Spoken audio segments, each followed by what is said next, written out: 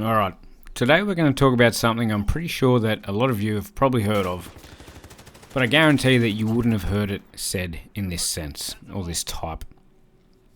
So that is this term, minimalism. Now, what exactly is it?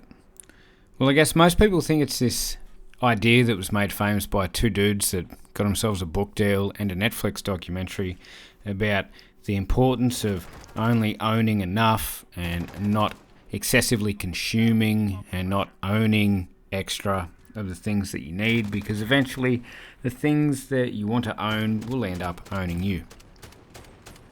And look, I mean, I guess in that sense, it's kind of true. But the kind of minimalism that I've learned to live with is a little bit different. So I look at it as more of minimalism in a necessitative sense.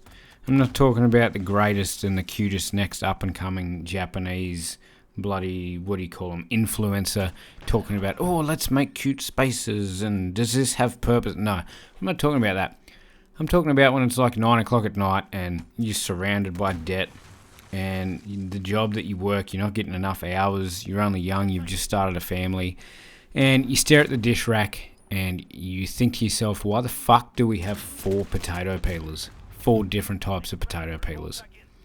And eventually you either get it or you don't, I think, with minimalism. And you're going to notice this as you and your friends grow older, is some people just have this urge inside them, almost like a sickness, where they need to have the latest and greatest of everything, even though the one that came out 6 months ago does the exact same job and doesn't look any different. It's like this weird sickness inside of them where they just chuck the old one out that's 6 months old that does the same job as the new one, but yet it cost them another $1,000.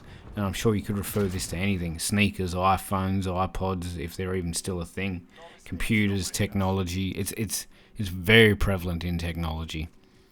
GoPros, everything like that. Don't get me wrong, I'm not against upgrading to new gear, but I wait a few years before I go upgrading gear and make sure I own everything. I especially don't go putting any of it on credit. So I guess, to reiterate my story on how I learned about minimalism, I think it was like 18, I was fresh, I was up and coming, had a kid on the way, and was just dead broke, man, like on the bones of my ass, no money. And the job I was working at the time was paying like $20 an hour, and here in Australia that's not a lot of money, especially not by today's standards, but back then it wasn't either. And just once you sit down and you make a budget, you make room, I guess this minimalism idea kind of sticks that, if you really don't need something and it's not in the budget, you're not going to buy it. It's more important that you have food, a roof over your head, and a little bit of money. That's the thing, like each week when you get paid, you need to have some money there left over so that you can make plays or start stacking an emergency fund or buy the stocks or start thinking about, can I invest this into a business or a side hustle somehow, you know what I mean? So yeah, I guess, like I said, my breaking point is when you're just over being broke and you just look around, you notice how much shit is in your house. Like right now, you can't tell me that you don't have excessive stuff around you. You got like 20 or 30 texters or something on the bench, or a million red pens, or 7 lava lamps, I don't know, 1,200 dog toys, whatever the thing is. You name it, a lot of people live in excess of it. So the main thing for me nowadays to avoid this is basically what I call my 30-day purchase rule. And I kind of, funnily enough, this come from when I first started to get tattoos. Something someone said to me was, print the picture off and sit it next to your bed for 30 days. And if when you roll over you don't get sick of looking at it, go ahead and get it as a tattoo. And I think that kind of sticks with purchases as well. Like the amount of times still now, today, that I'll be laying in bed at night and I'll see some cool tech gadget or have some bright idea that I think's a good idea. Instead of impulse buying and acting on it right now, I'll make a note. I'll put it on a list, almost like a shopping list, but an anti-shopping list, I guess. And if I come back to it in 30 days' time and I go, oh yeah, I still need that, I'll go ahead and I'll buy it, and it's guilt-free. I don't even feel bad that I've gone ahead and made the purchase, but I can guarantee you 9 times out of 10, I'll come back to that thing and I'll be like, what was I going to buy that again for? What was the big plan for that? So yeah, definitely, if you can, follow and implement this 30-day purchase rule in your own life, especially when it comes to big purchases like homes and cars.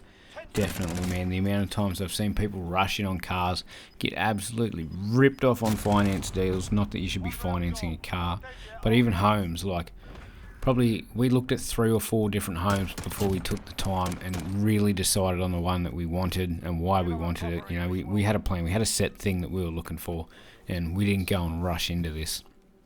And from here, even like today, as far as minimalism, I try and own as little of stuff that I can. Like, I remember it's probably 4 years ago that I went and cleaned out my closet, threw a heap of shit out. I only own like 4 or 5 shirts, plus my work clothes, of course. But, you know, I got my gym clothes, I got a couple of going out shirts, a few pairs of jeans, and my boardies for swimming, whatever. That's really about it.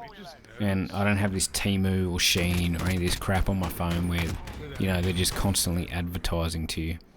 And I think as well, it's about realizing what you can do with the leftover money. Like, sure, $50 at the end of the week doesn't sound like much, but, you know, at the end of the month, that's $200 a month. And then, you know, by the time you do that over 12 months, you're looking at $2,400, $2,400 invested. Mightn't seem like a lot, but in 20 to 30 years, that $2,000 could be worth $40,000 once you run the math and the compound interest. So I kind of challenge you. Is it time that you start looking around and how much stuff's around your house that you don't need? Maybe you can sell some of this stuff, or just throw it out and declutter. When was the last time you used half of it? Everyone's got a junk drawer in the house. You know exactly what I'm talking about. The spot where you just throw all the crap and you just forget about it and it goes to the never never, and there it is. So I want to challenge you to maybe look around, try and declutter, and next time you go to buy a big purchase or something when you're late night looking at eBay or Facebook Marketplace, just stop, write it down, even give it a couple of days, even if 30 days seems too much. Give it a few days and really think, do I really, really want to spend the money on this, or am I better off to invest this in my future? And that could even mean, you know, buying a vacuum and then being able to go and start a car detailing business instead of buying junk food that week or something. Just have a think where minimalism can fit into your life and make it work. There's always a way that you can bend something or stretch something and just get ahead and keep making plays to better yourself and the future that you're going to have for yourself. Alright, as always, if you've taken the time to watch this video, thank you very much. Please feel free to like, subscribe, comment, and maybe buy me a cup of coffee.